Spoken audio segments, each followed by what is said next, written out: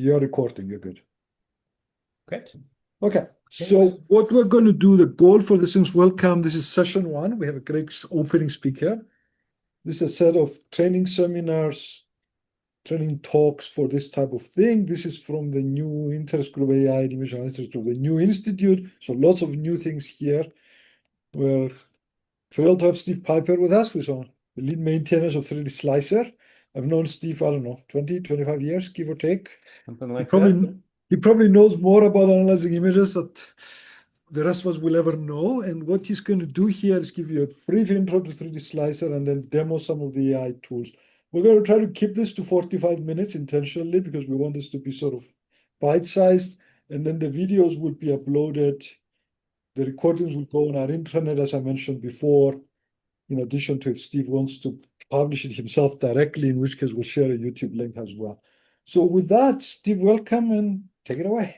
Okay, well, thank you, Xenios. It's a real pleasure to be here. I'm looking forward to sharing with you what we've been up to, and hopefully we'll get a chance to do some interactive discussion if people have any questions.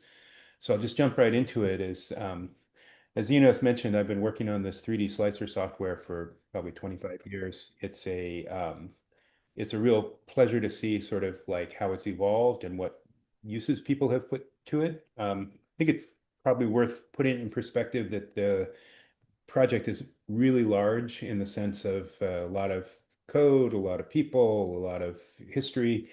So back in the early days, it was a collaboration between Brigham and Women's Hospital that I've worked with for quite a long time, and some folks at GE. People might remember Bill Lorenzen. He was a famous for the marching cubes algorithm, but also just a really great guy. And Ron Kikinis is an important person in all of this. Has really been the PI on a number of the grants that have funded the slicer development. Um, I think the key thing is that it was an interesting combination between, developers and programmers and grad students together with neurosurgeons and other clinicians at a hospital. So a lot of things that would kind of be of purely academic interest become practical because you see actual patients and actual doctors with questions. So over the years, it's kind of evolved and found a number of different funding sources. Just to give you a nutshell today, really what it's evolved into is a very nice set of functionality that those of us who do a variety of different research projects, kind of can go to for your Swiss Army knife of functionality. One thing that's nice, it's got continuous integration infrastructure to develop, code that is deployable easily on Windows, Mac, and Linux. So if you're collaborating with any of those users, but also through containers and onto clouds for batch processing, scalability, and so forth. And we'll talk a little more about that. Just yesterday, we released this new version, 5.10. It's been a lot of bug fixes and ongoing development. So there've been, I just checked, a little over 2.1 million downloads since 2011, and that's currently about 40,000 per month. And that's people all over the world using different versions and doing different projects with it. A lot of the activity for the community takes place online, obviously, in this discourse forum, about 500 posts a month on that. And then, of course, useful statistic for satisfying the NIH is the citations. Can be a little hard to find slicer citations because you might find people say, "Oh, we didn't use slicer because it doesn't do this," or you might say people cite it to say that their algorithm is better, whatever. So this 19,000 number is something to take with a grain of salt. But I personally looked at quite a few of them, and they are real citations of people who've used it in a whole variety of different fields. Mostly probably cancer research, I would say, is probably the dominant field, but it's kind of amazing the number of things that people find to use it for. I think I won't go into a lot of detail on this because it's easy to get lost in the weeds, but one of the key enablers for that development has been this choice of a software license. It's a very permissive style, meaning that people can use it in commercial, academic, closed source, integrate it with whatever they want. We really spent a lot of time on this in the context of, you know, trying to pick something that would be appropriate for translational research because we wanted at various times to work with algorithm developers and other people who might have been just satisfied with publishing a paper about their algorithm, but we really wanted concrete implementations that, if they were useful enough, could become products, or let's say clinical tools that could be used in the context of actually taking care of patients. We think that's kind of the big picture of what NIH should be working towards. And so we were very particular to pick a licensing that said it's okay for you to do any kind of application you want as long as you take responsibility for what you do. We're also very careful not to include proprietary building blocks or any GPL. There's terms in the license that say if you give any code to the project and you have a patent on it, you're also implicitly giving a license to the patent. So we're trying to make this a really solid platform for all kinds of different applications. Technology wise, I think these are bread and butter things for a lot of people. Some, are modern and just still developing. Others have been around for a long time and proved their worth. The core is C++, platform C++, but all of the essential functionality is wrapped in Python. It means that you can load a DICOM data set and get a NumPy array of the contents very easily. You can pip install packages that are useful for you. There is also a complete suite of visualization technology based on OpenGL and VTK. People may be familiar with ITK as an image processing tool. There's a kind of an interesting hybrid nowadays. We do have a lot of functionality implemented in the Qt GUIs, which are very traditional desktop kind of application GUIs that can be very expressive and familiar. But at the same time, Qt embeds what's called the Qt web engine, which is a full Chromium browser, which means that if you have plotting packages or logins or things that are by their first class nature web technologies, it's very easy to do cross connections between the Python environment that runs natively in Slicer and the JavaScript environment that runs in the Chromium browser, and build hybrid applications. In addition, because you're working on, right now it's Python 3.12, you've got a whole suite of PyPy packages that you can install, PyTorch, Warp, web GPU technologies, things that will give you really, really state-of-the-art access to really important computing building blocks. So I guess one of the key philosophical things that I always say is you see sometimes these software engineering diagrams, and you use this metaphor of jigsaw puzzles. And I'm never quite sure why, because you can only put a jigsaw puzzle together one way just by design. Whereas in Slicer, we're much more Lego oriented, right? You can make anything you can imagine. You've got all the pieces. You don't have to use them all. You can switch in and out. Um, a lot of this detail is kind of, underneath the hood, but some of the things just to keep in mind about the way Slicer works, it's event driven and it's serializable, meaning that you can create a scene, save it out, reload it, and it's live just the way it was when you left it. It's designed to be modular. You can reuse the logic components without the GUI. You can, mix and match different ways of interacting with the same data. So hopefully it's a useful suite. I mean, but of course it is a lot of code for people to get their heads around.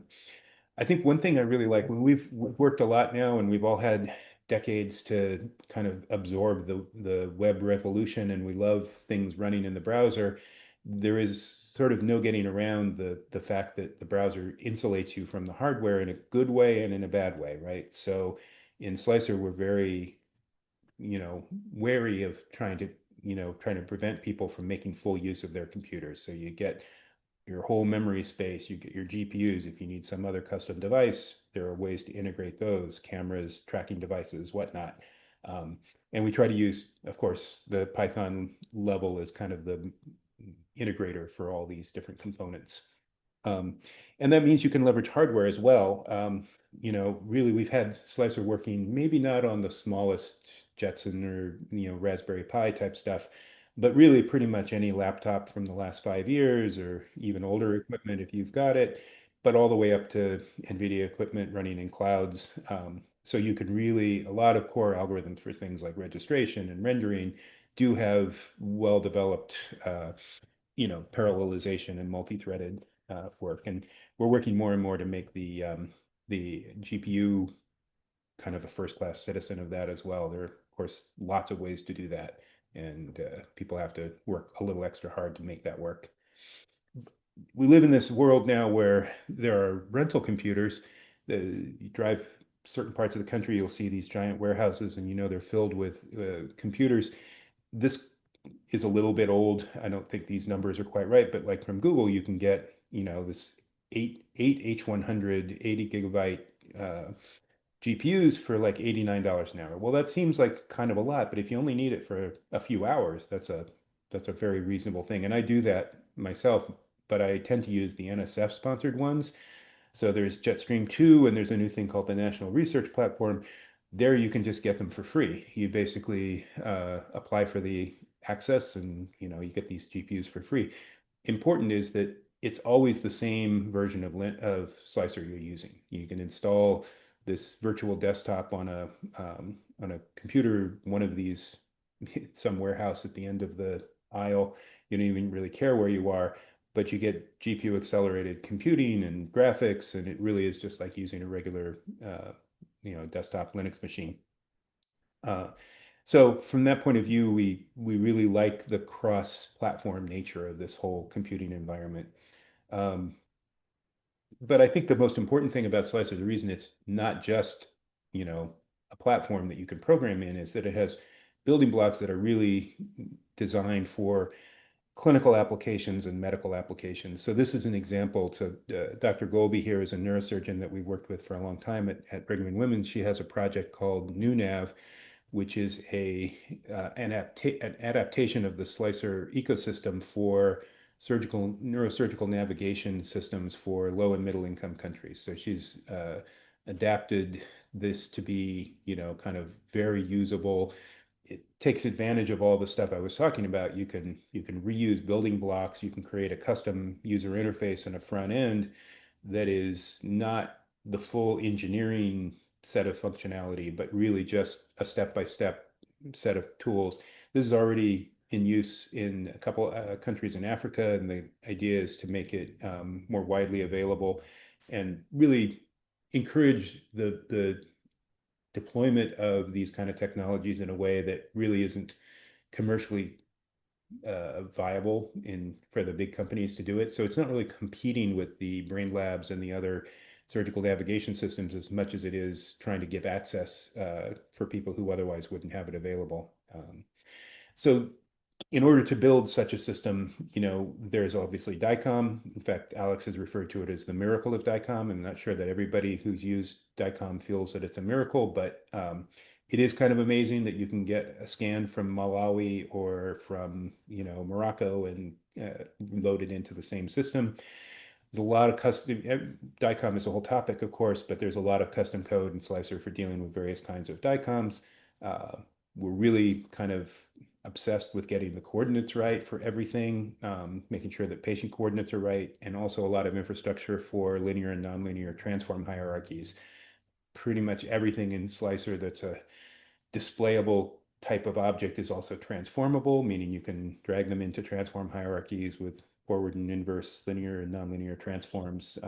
We also have very sophisticated segmentation capabilities, label maps, but also overlapping label maps and a lot of tie-ins to traditional and non-traditional ways of viewing that kind of data. And also, I think because of all that licensing stuff I mentioned, there is also a very fertile interaction with commercial systems, with FDA-approved systems that are built on components of Slicer. They don't necessarily always advertise it, but it's a thing that's there. The advantage of that is that the companies we work with have a vested interest in also making sure the platform works well. So we have several core contributors who are actually employed by commercial entities that actually help support Slicer because it's something they've adopted for their products. Beyond all that, Slicer also has an extension mechanism, which is curated but pretty open to anyone. And so we have a lot of what you might think of a medical specialty dedicated software that's layered on top of the core Slicer. And these range from sort of, some of the AI tools we'll talk about and I can show you, but everything from oil and gas exploration tool to an astronomy tool to radiomics, radiotherapy, lots of other different custom applications. There's a relatively large craniofacial research. And then there's also actually a fairly big biology application area as well. So biological morphometry and a lot of research into just the whole spectrum of life on Earth, right? And it's being transformed by the availability of 3D scanning technologies, micro CTs, photogrammetry, lots of new and innovative microscopy techniques that generate natively 3D data. So there's a good fit between what Slicer has always been sort of focused on and what people are starting to need in a number of different domains.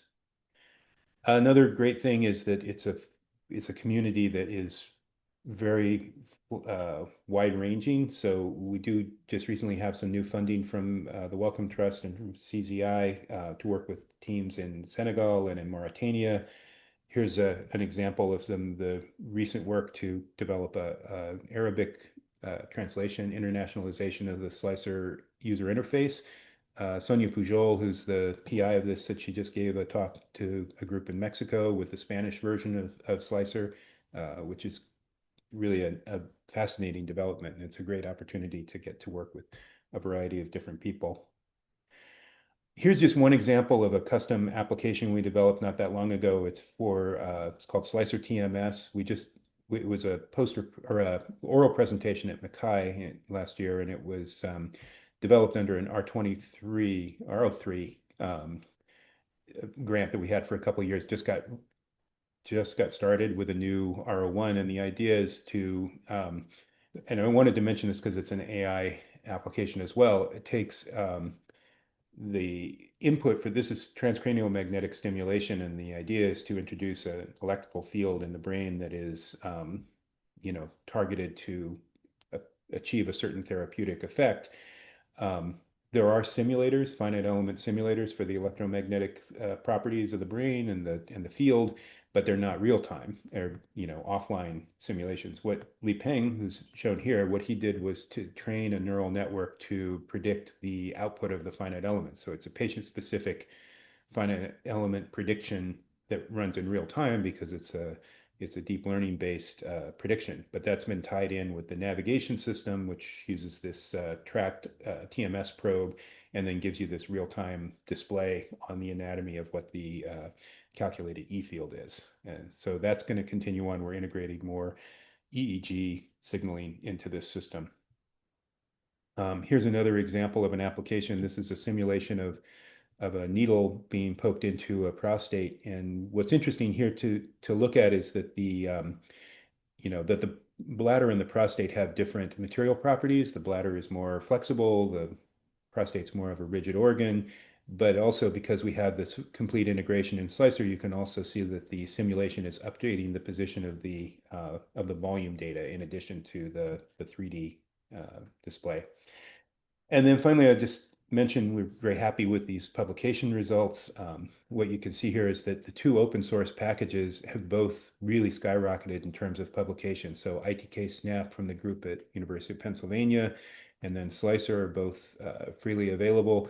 What you notice is a couple projects that have declined quite a bit. Both of these correspond to changes in their licensing and cost profiles. So Osirix, which people may have used, has really dropped out of the research domains dramatically after they, stopped being free. And similarly, Mimics, I think at some point really increased their price and limited people to, the way people could use it and subsequently have had a drop in their publications. But Slicer is pretty heavily cited. It's been cited many, many times, so we're happy with that. I also want to take the opportunity to invite everybody who's interested in this kind of technology. It doesn't even have to be Slicer related, but in medical image computing, open source software, shared projects. So we hold this project week, we call it we've been holding it for over 20 years. And this is from the most recent one in Las Palmas. It's been great because we alternate between the US and Europe. So we get a lot of participants, from different research groups. There's one coming up pretty soon now. It'll be back in Las Palmas, which is always a great place to visit. I think it's important that we consider this sort of all hands meeting, not an all mouths meeting. This is not something where the PI stands up and says, we did all this great stuff in our lab. It's people actually, getting work done, trying to solve problems, moving on, working on the next thing. So before I jump into the demo, I was just going to say that there are some things that are really exciting about what's happening nowadays. So we have so many coding tools now. People probably are familiar with Cursor or Claude Code or one of the others. It really does make it easier to develop custom processing and workflows and custom interfaces. I will say that it's interesting to see that it's still very hard for people who don't already know how to do it. I mean, so if it's something you know how to do, you tend to be able to get the AI to do it more effectively, but still a specialized activity. So, we'll see how it plays out. Maybe that'll trend will go away. But for now, I think it's exciting because it more, sort of enhances stuff you already knew how to do. And I think also one of the really interesting AI developments is that we're moving towards natural language interfaces rapidly. We're not really there yet, but in some sense of writing the code and telling the computer what you want to do are kind of closely linked in slicer technology because, oftentimes the way to do something is to write a piece of code to do it. And all the things that you would normally do with the user interface are also available to a script. So asking for a particular thing like scroll to the location of the tumor or look at the 3D view from the left, these are things that, traditionally, at least in our institutions, the clinical expert who might have their hands on surgical instruments will ask a human to do some of these, hands-on manipulation of the mouse or the keyboard. And I think, we just submitted a paper about some, initial experiments on this, but we think it's getting to the place where you will be able to reduce that reliance on this surgical technology assistant. And that's probably more of an opportunity to also integrate some of the clinical expertise that these people have and augment that without having to necessarily bring in more trained resources. Also trends, I guess anybody who's tried to do it knows that maintaining GPU drivers and dependencies and also installing them on somebody else's computer is, that for some reason has only gotten harder over time. You would think that people could have solved that problem, but yeah, we still need a lot of that. I think from a medical application point of view, the thing that's really kind of an amazing threshold event is that sort of normal anatomy, segmentation and understanding of normal anatomy and certain very specific abnormal anatomies is becoming kind of a solved problem. But there's a whole world of diseases, traumas, implanted instruments, all kinds of things that show up in the real world of medical imaging that is still not on the radar for a lot of AI research. So I think right now we're at that interesting point where you can use AI tools to get better software that will help you do better analysis, and that analysis you probably more readily applicable to large numbers of data sets because you can, get some of the routine busy work done for you automatically. Maybe that's a little bit too optimistic, but it is definitely, I know for myself and other people, a reality that, we could say, oh, I can write this paper by myself. I don't need to like try to bully somebody else into doing the busy work. I can actually just ask for it and it gets done, which is nice. So I thought that was enough, hopefully, for giving people an intro. I don't know if people want to have any questions right now or want to just jump right Steve, why don't you jump into the demo because people will the questions will come out of the demo, I guess. Okay. Yeah, let's do that. So let me stop sharing this screen then, and I'll start sharing just a window. And this is maybe, I don't know, part of the demo is just the fact that I don't know if you could, I guess you can see this. I'm actually using this in a web browser. So what this is one of the machines I mentioned. It's on the Jetstream 2, which is a installation at the University of Indiana in Bloomington, and it's available to pretty much anybody with any kind of government funding. So and even if you don't have government funding, you can probably get it if you have an affiliation. It's provided by the National Science Foundation specifically to support scientific computing applications. And it's really just, a Linux desktop. It's got regular terminals and, applications. You can run a web browser, you can do all the normal stuff, but it happens to be running on a, you know, sliver of this one is a half of an A100. So it's a GPU with 20 gigabytes of GPU memory. So this is the basic slicer application. Maybe just give you an idea. This is what we call the data module. So I have some stuff loaded here. This is a public data set. It's not anybody's secret CT scan. This is from a Just to point out, there's a ton of slicer tutorials if you search online, so you can figure out how to get here. oh yeah. We could start from the very beginning if you want. I just thought No, I give think just people a show the sense. AI stuff and people can. Yeah. I mean, so here is an example of an AI result. So this is using a tool called Total Segmentator.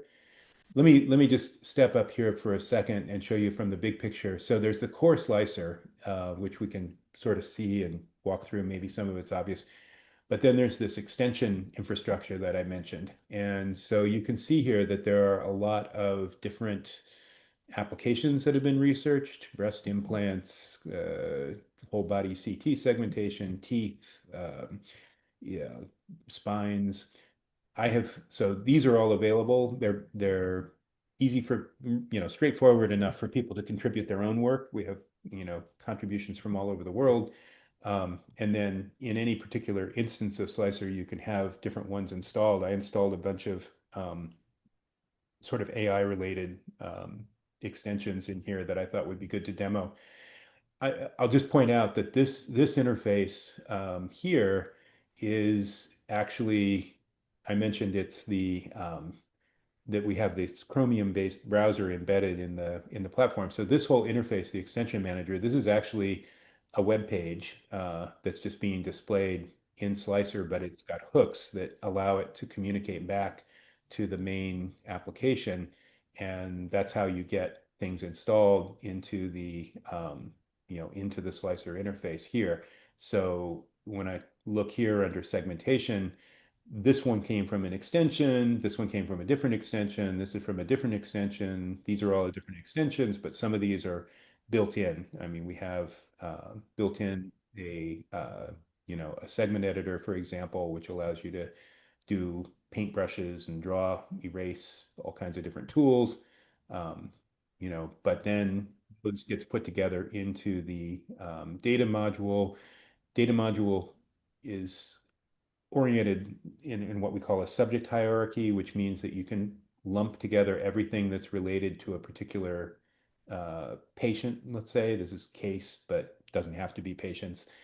But it sort of mimics, if you're familiar with the patient study series hierarchy in DICOM, it's modeled after that. Just to mention, since we're on the topic of DICOM, we also have this DICOM database, which is a way to organize data that you may have gotten from the PACS or from some other resource. And basically, for any one of these, you can look at the DICOM header information. You can export and save. I mean, you hope a lot of times that you don't have to look at stuff at that level of detail, but and then the other thing that we have is this plugin architecture, which allows you to sort of pick and choose how you might want to interpret some DICOM data. Anybody who's really dug in knows that there are some things that are very specific, say to a pet SUV versus something that you would want to read from a time series. We call those volume sequences, and you can have the database expose the metadata necessary to sort of work through all those header options and figure out what the right way is to load the data. So in this case, for example, we have this is from a data set that we actually published on TCIA a couple of years ago for the what we call the lymph node quantification challenge. And so it was a challenge we held at Mackay we published all the data in DICOM, and then we also released the segmentations in DICOM seg format. So this mediastinal lymph node here, if we go back to the images, that corresponds to the mediastinal lymph node is this little green structure behind the heart. That's a mediastinal lymph node. I won't go into a lot of details on that, but yeah, the software then, in terms of nuts and bolts, it lets you do things like you can mouse over any place in the slice views or in the 3D views, and you can find the corresponding spot in the other views. So you can go back to the spine, very easy to manipulate, go up and down the spine if you want. Also, you may notice in the lower left, it has a little overlay that tells you not only the coordinates of where you are, but then also it says that you're over the T8 vertebra. Of course, that's only as accurate as your AI model in terms of, labeling things correctly. This particular segmentation is from the Total Segmentator tool, which is available in the segmentations. I ran it on this data set a little earlier. It's fairly quick to apply if you have a good GPU. This took 114 seconds to run, but it's a very nice tool because it has a nice integration with the slicer ecosystem. You have a large number of different tasks that are available. This is the one that I did is actually the total option, which means that there are a lot of other structures. I have a lot of them turned off. You could turn on like lobes of the lung if you want to look at them, for comparison. Um, they're not perfect in the sense that they are done at 1.5 millimeter resolution by default in Total Segmentator, but that's actually good enough for a lot of purposes. Let me just say there's another feature here I was including that's available. So we have both. By default, we show like a surface model rendering, like a polygonal surface model rendering of the segmentations, and that's kind of the easy default. We also have an RGB colorized volume option. So this is showing you the CT data with the color derived from the segmentation, which is kind of a nice alternative because if you notice, the scapula is a very thin bone. And because we're using volume rendering, even though it's colored, you can see right through the thin parts and you get extra information, like you see information about the texture and the content. Whereas if I do the surface rendering, right, like it's all, surface is the surface, independent of how thick the bone is. So we like this feature, and it's very useful for looking at different volumes. And then another nice thing is, it's volume rendering. You can adjust, the parameters of the volume rendering, even though it's got this color applied. And that's a relatively new feature that we just added. One other thing in terms of demo that I wanted to show is a really cool tool called NN Interactive, which is a tool that was developed in Heidelberg at the DKFZ, at the German Cancer Research Center. And it was, a lot of the other tools, maybe people are familiar with the Total Segmentator, and some of the other tools are built on top of something called NNUNet, which is a very effective tool for training AI segmentation models. Comes from the same group at Klaus Meyerhein's group at DKFZ. Just recently, NN Interactive came from the same group from Fabian Inesi and the team there, and it's implemented. They implemented it originally, for their research tools. But the nice thing is that one of our colleagues developed the NN Interactive Slicer module, which is a custom server and an implementation of this NN Interactive that works in Slicer. It's been pretty effective, at doing this. I think you could do a segmentation like this from scratch in literally just a few minutes. So let me show you how that works. I'll start by get rid of that by showing you there's this server that's running. I'll kill it and start it over again. So you just have this very simple Python package. You can actually pip install it, or you can get a Docker image. You run it, and it connects to your GPU and loads up its model, which should just take a second to do. Hopefully, there it goes. So it's loading its model. It'll download it if it needs to. So now it's listening on this port. And now in Slicer, you can configure this now to, I do that. You can configure this to point to that port. It doesn't have to be local. In fact, one of the uses of these GPU cloud computing tools is to run servers like this on a remote GPU so that you can access them from your laptop. In this case, we're doing everything on the cloud computer. But let me start fresh here with, let me just delete, I'll close everything in this scene and we'll start fresh so you see how it all works. But what I can do is go to the DICOM module, pick whichever case I want to load. If it looks good, I'll just, I mean, these are all kind of the same, so it doesn't really matter. They're all part of the same installation. So here, I'm starting more or less from scratch. I've got my mediastinal lymph node in this case, because that's what the data challenge was. And I've got my my series, which is this sort of contrast enhanced CT. And, let's say we wanted to segment some aspect of it. I think the vertebrae are kind of interesting usually to do. So what we can do is go to the in an interactive module here. We can start a new segmentation, and then we select that we want to use the CT scan as the background. We can create a segment, and then you have these different modes. I think the point mode is the most obvious and interesting one. And then you just can go over here and click, and you can see the server is doing some stuff in the background.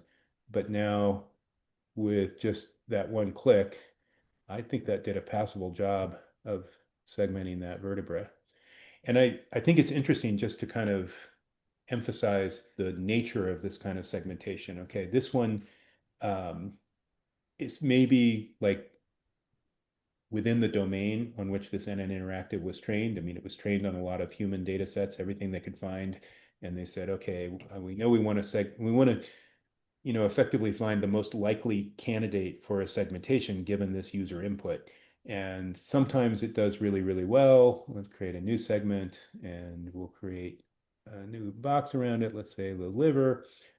And often it does do just exactly what you would expect a human to do for that case. And maybe sometimes it overcalls. You have the option of doing negative points or negative bounding boxes. But I was at a meeting where we were researching Slicer for biological morphometry, and we had a micro CT of a salamander. And the micro CT of a salamander, I mean, the salamander's forearm might be maybe a centimeter or something.